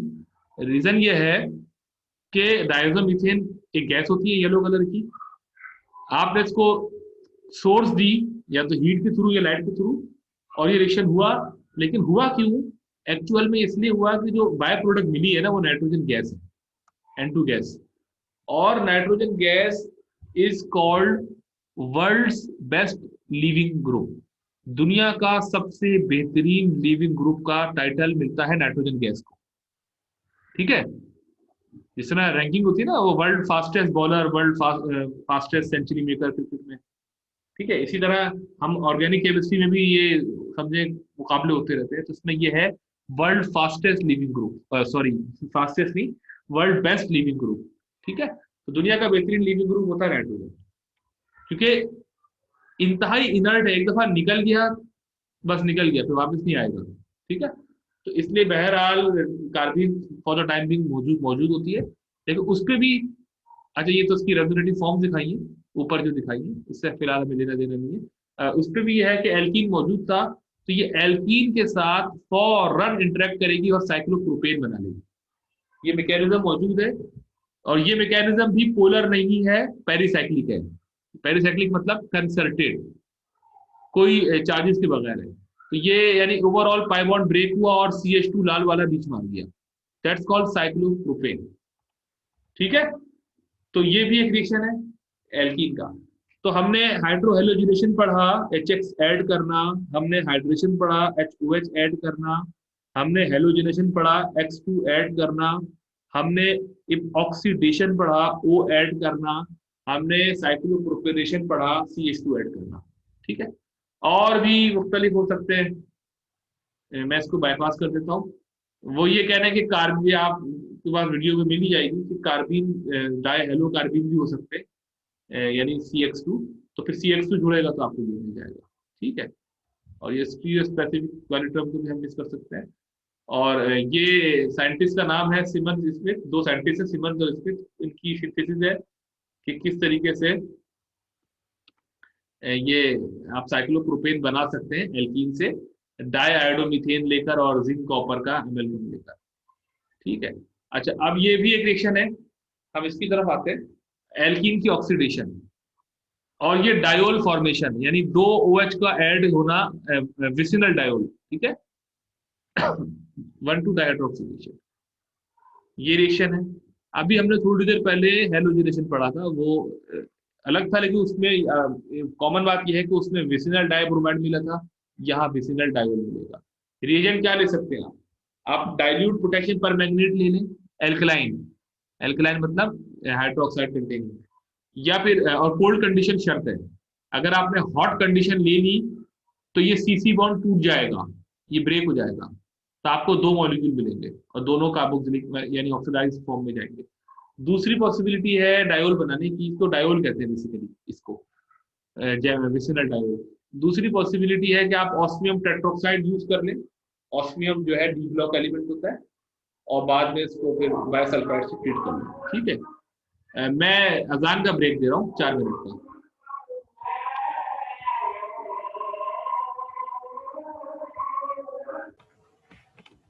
ठीक है स्टूडेंट्स, हम बात ही कर रहे थे कि डायोल फॉर्मेशन भी होती है एल्कीन की। मैकेनिज्म देखते हैं, सॉरी रिएक्शन देखते हैं। एक तरीका तो ये है कि आप पोटेशियम परमैंगनेट यूज करें एल्कलाइन और कोल्ड कंडीशन में, तो आपको 2 hydroxy across the carbon carbon double bond attached मिलेंगे और सेम साइड से मिलेंगे, यानी सिन। ठीक है, और वो इंटरमीडिएट ये वाला होगा बीच में, ये परमैंगनेट एस्टर इंटरमीडिएट होगा, इसके थ्रू रिएक्शन होगा। वरना आप ऑस्मियम टेट्रोक्साइड यूज कर सकते हैं और बाद में बायोसल्फाइड से ट्रीट करेंगे तो आपको फिर दोबारा डायोल मिलेगा सिन एडिशन के थ्रू। यहाँ पर भी इंटरमीडिएट मिलेगा, इसको ऑस्मेट यानी ऑस्मियम से निकला है ऑस्मेट, ऑस्मेट एस्टर मिलेगा और ऊपर परमैंगनेट एस्टर मिलेगा। ठीक है, तो ये दोनों ही सिन डाइहाइड्रोक्सिलेशन देंगे। सिन का मतलब है सेम साइड पे हाइड्रोक्सी डिलीवर करेंगे। ये आपका साइक्लोपेंटीन है, आपने dilute potassium permanganate alkaline potassium permanganate use किया कोल्ड कंडीशन में, या फिर ऑस्मियम टेट्रोक्साइड यूज किया और ये रिएक्शन कराया तो आपको ये मिलेगा। अच्छा, यहाँ मैं आपको एक बात बता दूं, हाथ के हाथ दोनों रिएक्शन यानी लिखा है ना ऊपर वाला और फिर और करके नीचे वाला, दोनों से डायोल मिलेगा। लेकिन पोटेशियम परमैंगनेट के साथ मसला ये है कि अगर आपने कोल्ड कंडीशन नहीं रखी, आपने हॉट कंडीशन रख ली, यानी रिएक्शन को थोड़ा सा भी आपने हीट कर दिया, ठीक है, तो आपको ये डायोल नहीं मिलेगा। आपको फिर ये सीसी बॉन्ड ब्रेक हो जाएगा बीच वाला, और आपको डाई कार्बोक्सिलिक या डाई कार्बोनाइल वाली स्पीशी मिलेगी। ठीक है, यानी कि ये रिएक्शन बड़ा टेम्परेचर सेंसिटिव है। अगर आप KMnO4 यूज कर रहे हैं तो बहुत सेंसिटिव रिएक्शन है, हसास है। ठीक, आपका नुकसान भी हो सकता है कि आप डायोल बनाना चाह रहे हैं और गलती से आपसे सीसी बॉन्ड ब्रेक हो जाए। जबकि ऑस्मियम टेट्रोक्साइड बड़ा सेफ है, उससे मतलब डायोल ही मिलता है, कोई ये ब्रेकेज नहीं होती है, सीसी ब्रेकेज नहीं होती है, बॉन्ड ब्रेकेज। ठीक है, अच्छा, अब मोहम्मद उस्मान प्लीज पूछिए, सवाल पूछिए। शायद आप वही पूछना चाह रहे हैं जो मैं बताना चाह रहा था, पूछिए। सर सिस डायोल फर्दर ऑक्सीडाइज हो सकता? नहीं हो सकता, KMnO4 नहीं हो सकता, कोल्ड कंडीशन है ना, इसीलिए तो कोल्ड है। यानी कोल्ड कंडीशन में जो इसकी एक्टिविटी है वो सप्रेस हो जाती है, सीज हो जाती है, सीज तो नहीं कहना चाहिए, सप्रेस हो जाती है, कम हो जाती है। अच्छा, अब ऑस्मियम टेट्रोक्साइड सेफ है, तो अब आप बताएं कि हमें कौन सा यूज करना चाहिए रिएजेंट, ऊपर वाला या नीचे वाला?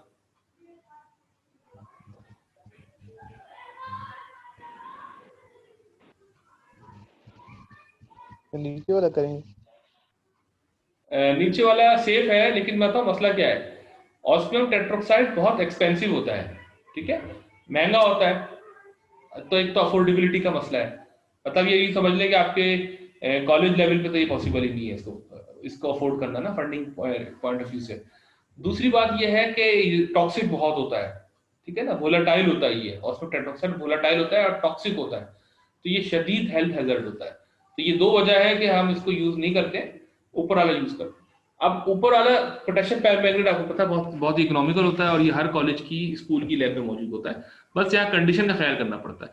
तो अब ग्रेजुएशन लेवल पे तो यही इसी तरह काम चल रहा होता है KMnO4 से, लेकिन जब रिसर्च की बात आती है, PhD रिसर्च होती है आपकी एडवांस लेवल की, तो यकीनन आपको ऑस्मोलेशन यानी ऑस्मियम टेट्रोक्साइड से ही रिएक्शन करना होता है, क्योंकि आप अफोर्ड नहीं कर सकते कि आपकी कोई कीमती स्पीशी जो है स्टार्टिंग मटेरियल वो कहीं का कहीं चला जाए। मतलब आप डायोल बनाना चाह रहे हो और सीसी बॉन्ड ब्रेक हो जाए, तो बहरहाल आप ये खर्चा बर्दाश्त कर लेंगे ऑस्मियम टेट्रोक्साइड का, बड़े खर्चे को से बचने के लिए। ठीक है, कि अगर आपका स्टार्टिंग मटेरियल स्पॉइल ना हो जाए। ठीक है, KMnO4 सस्ता होता है, लेकिन इसके साथ मसाइल मौजूद है। मसाइल ये है कि ये आपको तो ब्रेकेज भी दे सकता है, ठीक है, और फिर यील्ड भी कम देगा आपको बनिस्बत ऑस्मियम टेट्रोक्साइड के। लेकिन सही है, चलता है, डिपेंड करता है कि आपकी रिक्वायरमेंट क्या है। अगर आप बहुत सोफिस्टिकेटेड काम कर रहे हैं तो फिर आप ऑस्मोलेशन की तरफ जाइए, ऑस्मोटेट्रोक्साइड, वरना आपका केमोनोफोर बेस्ट है। ठीक है, यही बात जो मैं करना चाह रहा था आपको। एक्सट्रीमली टॉक्सिक है, इन्होंने एक्सपेंसिव वाली बात नहीं लिखी है, लेकिन बहरहाल एक्सपेंसिव भी बहुत होता है। ठीक है, अब ये यही कह रहे हैं कि क्लीवेज जो है वो अगर आप हॉट कंडीशन लगाएंगे, देखिए डेल्टा का मतलब हीट होता है ना। अगर आपने हीट कर दिया तो ये जो है carbon carbon double bond AB bond ये टूट जाएगा, और जब ये टूटेगा ना तो जो जो जो रिजल्टिंग दो स्पीशीज मिलेंगी वो दोनों फुली ऑक्सीडाइज हो जाएंगी। मतलब ये कार्बन A जो है ये कार्बोक्सिलिक ग्रुप में कन्वर्ट हो जाएगा, कार्बोक्सिलिक ग्रुप में। ये देखें कार्बोनाइल और ये OH आफ्टर वर्कअप प्रोटोनेशन के बाद। तो ये ध्यान में रखिएगा। Talal Hasan from Chakwal, please ask the question. Sir हमने जो रिएक्शन कंडीशंस पढ़ी थी उसमें हमने सर मतलब एसिडिफाइड पोटेशियम परमैंगनेट पढ़ा था, तो यहाँ पे बेसिक है सर, तो इसको कैसे डिफरेंशिएट करें? आपने कहाँ पढ़ा था एसिडिफाइड पोटेशियम? मैंने पढ़ाया था आपको? नो सर, मतलब हमने O लेवल्स J लेवल्स में दोनों में हमने एसिडिफाइड यूज किया। इसी पर्टिकुलर रिएक्शन के लिए, एल्कीन के लिए? यस, दोनों के लिए। दैट्स वेरी स्ट्रेंज, क्योंकि मैंने अपनी पूरी जिंदगी में हमेशा एल्केलाइन से ही पढ़ा है। ठीक है, और एल्केलाइन से ही होता है, एसिडिफाइड से होता ही नहीं है। लेकिन अब आप अगर कह रहे हैं तो मुझे रेफरेंस दिखाइएगा पहली बात, और दूसरा आप खुद से अपने तौर पर भी सर्च कर सकते हैं। किसी भी ऑर्गेनिक केमिस्ट्री की किताब में आप एल्कीन का रिएक्शन देखेंगे, रिएक्शन के अंदर ये जो आप डायोल फॉर्मेशन देखेंगे वो एल्कलाइन से ही फिजिबल है, और इसका ये सेंस भी बनता है, इसका जो मैकेनिज्म है वहां से हमें बात समझ में भी आती है। ये हाइड्रोक्साइड क्योंकि यही एज अ न्यूक्लियोफाइल सर्व करता है। पहले स्टेप में परमैंगनेट एस्टर बनता है, यानी ये मैं आपको दिखाता हूँ, कहाँ गया, ये रहा। ठीक है ना, ये बनता है परमैंगनेट एस्टर। उसके बाद ये हाइड्रोक्साइड ही है न्यूक्लियोफाइल जो अटैक करता है, और ये आपका सॉरी ये हाइड्रोक्साइड नहीं, उसके बाद ये आपका एल्कलाइन कंडीशन ही होती है जो इसको ऑक्सीएनाइन फॉर्म में कन्वर्ट करती है। फिर ये नेगेटिव चार्ज यहाँ कोलैप्स करता है, यहाँ पे Mn और O के बीच में, और ये एक बॉन्ड टूट जाता है MnO का। ठीक है, तो ये और फिर यही काम उधर भी होता है, तो ओवरऑल MnO2 मिलता है आपको, ये लिखा हुआ आपका आ रहा है, और आपको डायोल मिलता है। ये एल्कलाइन कंडीशन में ही रिएक्शन होता है, एसिडिक कंडीशन में नहीं होता। अच्छा हाँ, एक और बात, आपका नाम क्या है चकवाल से जो है स्टूडेंट? तलाल तलाल ऐसा शायद आपने ना पढ़ा हो, क्योंकि मैंने आपका रेफरेंस देखा नहीं है। देखिए यहाँ एसिड तो मौजूद है, वो सेकंड स्टेप पे एसिड यूज होता है, वो वर्कअप के तौर पे यूज होता है। वर्कअप से मतलब है आपको पहले स्टेप में सॉल्ट मिलता है, कार्बोक्सिलिक एसिड का सॉल्ट यानी कार्बोक्सिलेट, बाद में आप उसका वर्कअप कर रहे होते हैं। ठीक है, जैसे आप यहाँ देखें स्टेप 2 में, इक्वेशन 2 में ये ग्रीन वाला H3O पॉजिटिव लिया है, तो ये ग्रीन H यहाँ पे आ गया। अगर आप ये नहीं डालते H3O पॉजिटिव तो आपको O नेगेटिव पे ही रिएक्शन रुका हुआ मिल जाता। तो जो आप कहना चाह रहे हैं ना कि हमने एसिडिफाइड केमोनोफोर देगा, शायद ऐसा तो नहीं है कि आपने सेकंड स्टेप वाला यानी वर्कअप जिसे कहते हैं वो वाला एसिड पहले स्टेप में पढ़ लिया हो, आपने मिस्टेकनली या आपकी किताब में कहीं मिस्टेकनली प्रिंट हो, तो चले चांस बन सकता है आपकी बात मानने का, वरना मैकेनिज्म पॉइंट ऑफ व्यू से आपको अल्कलाइन ही लेना होता है। सर मैंने अभी बुक भी खोली है सर, उसमें भी लिखा है कि dilute solution of acidified potassium manganate 7। अच्छा ठीक है, लेकिन होता है अल्कलाइन ही है अनफॉर्चुनेटली। ठीक है, आप कोई सी भी ऑर्गेनिक केमिस्ट्री की बुक देख सकते हैं, कोई भी, इतनी सारी बुक्स है। मैं अगर आप चाहेंगे तो मैं आपको लिंक्स भी भेज दूंगा हर बुक्स में आपका। बल्कि ऐसा काम करेंगे, अभी ये वीडियो हम रोकेंगे ना, जब लेक्चर खत्म होगा फिर मैं आपको बुक्स दिखा भी दूंगा, मेरे पास पढ़ी है। ठीक है, तो हम इसको आपकी बात को कंटिन्यू करेंगे थोड़ी देर बाद। ठीक है, मुझे याद दिला दीजिएगा ताराल जब लेक्चर खत्म करूंगा। Okay yes sir. अच्छा, ओजोनोलिसिस भी होती है एल्कीन की, और इसके बाद इससे भी CC बॉन्ड ब्रेकेज होता है, और आपको ये मिलता है। देखिए पहले स्टेप में O3 ऐड हुआ, और इसका मैकेनिज्म भी मेरे ख्याल से आएगा भी, हाँ ये रहा, तो बाद में देखेंगे। पहले स्टेप में O3 ऐड होता है, ओजोनाइड बनता है, ओजोनाइड सॉरी, इसके बाद फिर वो ये क्लीवेज हो जाती है, तो carbon carbon double bond cleave होता है और दोनों तरफ कार्बोनाइल आ जाता है, तो ये एल्कीन से कार्बोनाइल बन रहा है। तो ये कार्बोनाइल की सिंथेसिस में भी रिएक्शन हम पढ़ेंगे जब फ्यूचर में कार्बोनाइल केमिस्ट्री पढ़ेंगे, और यहाँ पे दोबारा आ गया। तो ये आपके पास कुछ एग्जाम्पल्स हैं, ये साइक्लोपेंटीन है, अगर आप इसकी ओजोनोलिसिस कराएंगे और बाद में जिंक और एसिटिक एसिड यूज करेंगे वर्कअप के तौर पे, न्यूट्रल वर्कअप, तो आपको ये देखें, ये कार्बन कार्बन डबल बॉन्ड यहाँ से ये टूट जाएगा, तो ये 5 कार्बन की लीनियर चेन मिल जाएगी आपको, यानी ओपन चेन, और जब टूटेगा तो यहाँ पे भी ऑक्सीजन आएगा और यहाँ पे भी आएगा, तो यहाँ पे H होगा, हाइड्रोजन होगा, तो ये आपको एल्डिहाइड मिल जाएगा। यहाँ पे आप H लगा दें, क्योंकि H लगा हुआ है, तो आपको डाई एल्डिहाइड मिल जाएगा। इधर टूटेगा तो आप समझ गए होंगे, एक तरफ से आपको एसीटोन मिलेगा, यानी ये रहा कीटोन, ठीक है, और एक तरफ से आपको एल्डिहाइड मिलेगा, और वो एल्डिहाइड 4 कार्बन वाला होगा, ब्यूटेनॉल होगा। तो आपके सामने स्क्रीन पे ये रिएक्शन मौजूद है, आप अपने आप को इसको देख के कन्विंस कर लें कि किस तरह कार्बन कार्बन डबल बॉन्ड जब टूटता है तो दोनों तरफ ऑक्सीजन आ जाती है। अब कार्बोनाइल तो बन जाएगा, लेकिन अब एल्डिहाइड बनेगा या कीटोन बनेगा, वो डिपेंड करता है एल्कीन के सब्स्टिट्यूशन पैटर्न पे। अगर आपका एल्कीन वाला जो बॉन्ड है, कार्बन है, यानी sp2 कार्बन, ओलिफिनिक कार्बन, अगर वो दोनों तरफ से एल्काइल से सराउंड हुआ है, जैसे कि यहाँ पे हुआ है, तो वो कीटोन देगा, और अगर एक तरफ से एल्काइल और एक तरफ से हाइड्रोजन से सराउंड हुआ है, तो वो आपको एल्डिहाइड देगा। मैकेनिज्म देखते हैं इसका। ओजोन लीनियर नहीं होता, एंगुलर होता है, यानी वी शेप्ड होता है, जैसे वाटर मॉलिक्यूल होता है H2O, ठीक है। और ये आपका इसका स्ट्रक्चर है, ठीक है ना, इलेक्ट्रॉनिक स्ट्रक्चर है ओजोन का। मैकेनिज्म देख लें आप, ये कंसर्टेड है ये भी, कि एक ओलिफिनिक कार्बन टर्मिनल ने इस ऑक्सीजन पर अटैक किया, एज अ रिजल्ट ये पाई बॉन्ड यहाँ ब्रेक करके बीच में इलेक्ट्रॉन डेंसिटी गिरेगी इस इलेक्ट्रोफिलिक सेंटर पे, और फिर जो कोने वाली टर्मिनल ऑक्सीजन है वो दूसरे कार्बन पर अटैक करेगी जो रह गई थी, और इस सारा काम करने में आपको overall carbon carbon double bond की ब्रेकेज होगी और 3 ऑक्सीजन लगातार जुड़ जाएंगे, जिसको हम इनिशियल ओजोनाइड या प्राइमरी ओजोनाइड कहते हैं, ठीक है ना।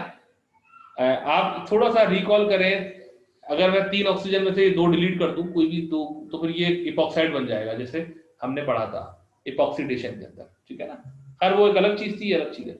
अच्छा, ये बहुत ही अनस्टेबल है, क्योंकि आपको पता है, एक तो वैसी ऑक्सीजन ऑक्सीजन सिंगल बॉन्ड अगर होता है तो अनस्टेबल होता है, यानी पेरोक्सी बॉन्ड जो होता है, और ऊपर से सितम ये है कि 2 पेरोक्सी बॉन्ड है लगातार, यानी O सिंगल बॉन्ड O, फिर दोबारा O सिंगल बॉन्ड O। तो ये आप इसी बात से आप जस्टिफाई कर लें, मेरी बात समझ लें कि ये बहुत रिएक्टिव होगा और ये रीअरेंज होगा फॉरन। कैसे होगा, यानी ये ब्रेक होगा वापस और ये आपको ये मिल जाएगा, ठीक है। यानी ये CC बॉन्ड ब्रेक होगा सबसे पहले, ये यहाँ कोलैप्स करेगा तो ये OO बॉन्ड ब्रेक हो जाएगा एज अ रिजल्ट, ठीक है। इसके बाद क्या होगा, ये आपका कीटोन मिल जाएगा और ये ऑक्सी एनाइन मिलेगा और ये C डबल बॉन्ड, यानी ये अभी इंटरमीडिएट है। इसके बाद ये घूम के फिर रिएक्शन करेगा। क्या मतलब, ये जो आपका एसीटोन अभी बना है, इस क्योंकि ये ऑक्सीजन जो है ये न्यूक्लियोफिलिक है, एसीटोन वाली या कीटोन वाली, ये इस इलेक्ट्रोफिलिक कार्बोनाइल पर अटैक करेगी, पाई बॉन्ड यहां मूव करेगा, ये नेगेटिव चार्ज यहां मूव करेगा और आपको दोबारा 5 मेंबर रिंग मिलेगा, लेकिन अब की दफा कहलाएगा सेकेंडरी ओजोनाइड। पहले आया था प्राइमरी ओजोनाइड, अब कहलाएगा सेकेंडरी ओजोनाइड। आप दोनों ओजोनाइड में फर्क देखें, आप समझ रहे होंगे कि पहले प्राइमरी में 3 ऑक्सीजन कंटिन्यूअस थे, सेकेंडरी में 2 ऑक्सीजन है, फिर कार्बन की स्पेसिंग के बाद ऑक्सीजन।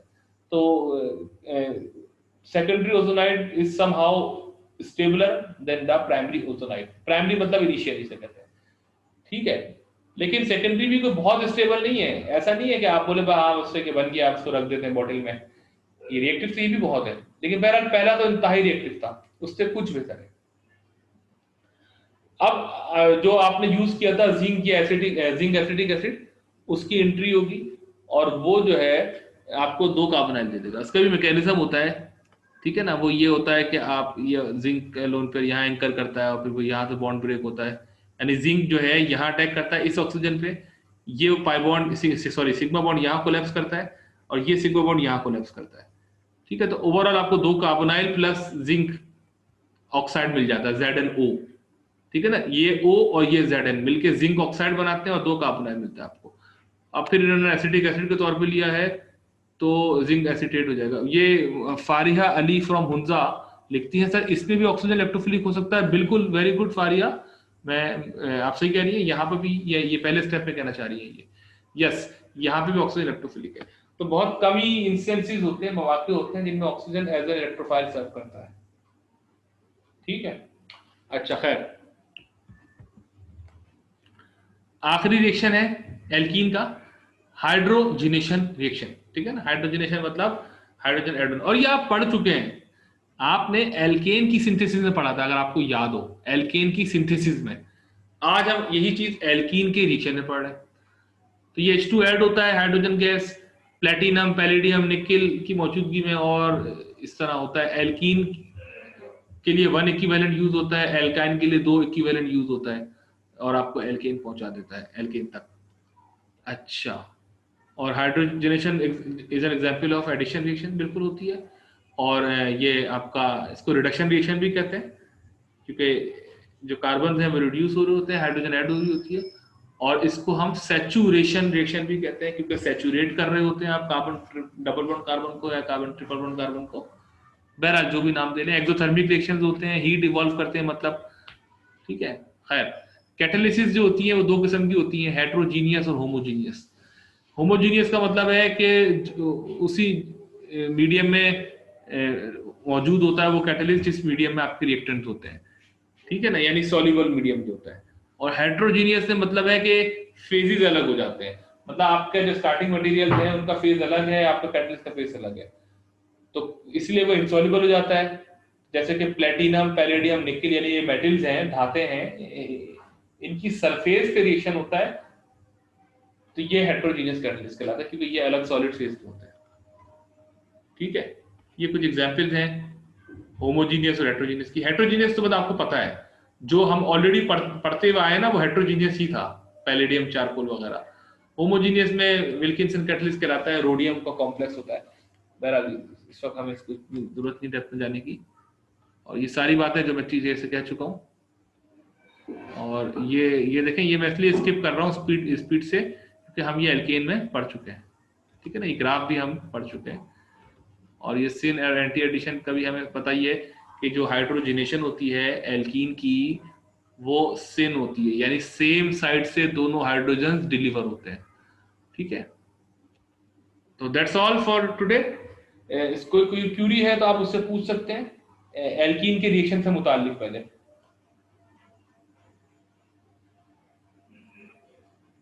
Any Curie students?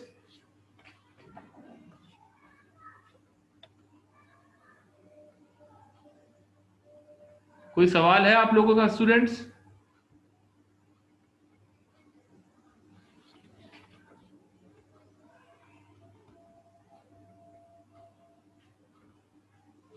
मेरे ख्याल से कोई क्वेश्चन नहीं है आप लोगों का, तो I must and this lecture now. Thank you very much. Sir chat के अंदर क्वेश्चन है सर। अच्छा, आप ओरली पूछ लिया करें ना। आप थोड़ा सा बड़ा है तो मैंने लिख दिया, मैं देख लेता हूँ। यस सर, मैं पूछता हूँ सर। पूछे। यस सर, सर अगर हमारे पास फॉर एग्जांपल हो 2 ब्रोमो पेंटेन हो और उसका एलिमिनेशन रिएक्शन हो, तो हमें पता है कि जो सेकेंडरी जो हमारे पास होती है सब्स्टिट्यूटेड होती है प्रोडक्ट, वो मेजर होती है।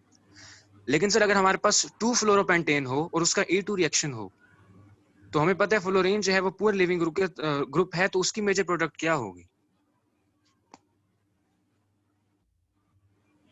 एक मिनट रुकिए, पहले 2 ब्रोमोपेंटीन की क्या कह रहे हैं आप मेजर प्रोडक्ट E2 के अंदर?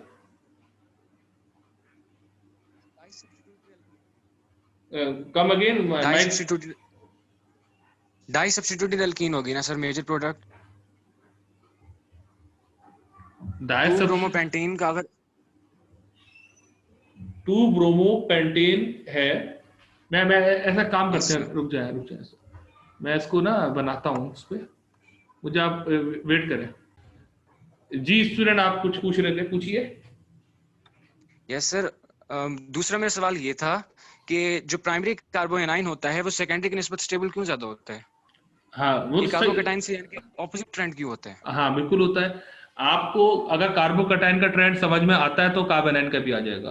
कार्बोकेटाइन टर्शरी इसलिए स्टेबल होता है कि 3 डोनेटिंग ग्रुप लगे हुए होते हैं, इलेक्ट्रॉन डोनेटिंग ग्रुप, तो वो नेगेटिव इंडक्टिव इफेक्ट ऑफर कर रहे होते हैं। तो जितने ज्यादा पॉजिटिव सेंटर को एल्काइल ग्रुप्स मिलेंगे उतना अच्छा है। ठीक है ना, तो टर्शरी बेहतर है सेकेंडरी से, और सेकेंडरी बेहतर है प्राइमरी से। अब आते हैं एनाइन के ऊपर, कार्बोनाइन के ऊपर।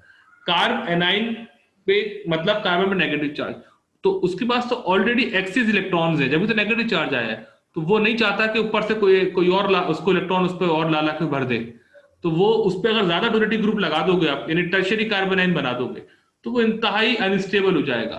तो कार्बोनाइन में ट्रेंड उल्टा है, primary carbanion is stable, then secondary, then tertiary, क्योंकि वो एक एल्काइल का नेगेटिव इंडक्टिव इफेक्ट तो कुछ बर्दाश्त कर लेगा, लेकिन 2 का तो नहीं कर पाएगा और 3 का तो बिल्कुल नहीं कर पाएगा। तो ट्रेंड उल्टा हो जाता है कार्बोनाइन में कार्बोकेटाइन के मुकाबले। यस सर, ठीक है, थैंक यू सर, वेलकम। सो और कोई क्वेश्चन है? एक स्टूडेंट का क्वेश्चन है, मुझे याद है, वो ए लेवल का कुछ बता रहे थे, उनके अलावा कोई क्वेश्चन है? नहीं है? No sir. ठीक है, अल्लाह हाफिज।